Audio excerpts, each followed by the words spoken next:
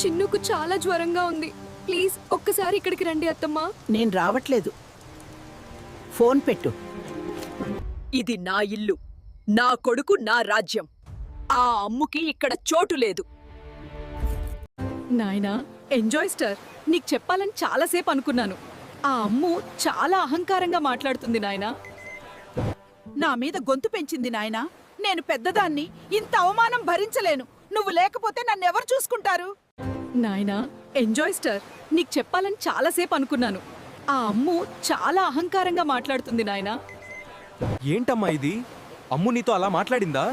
నాయనా, నేనేమీ అనట్లేదు, కానీ ఆ అమ్ము వల్ల నాకు చాలా కష్టంగా ఉంది. అమ్ము, నా అమ్మ మీద కంప్లైంట్ చేసావా? నీకు చాలా గుండె ధైర్యం ఉందే.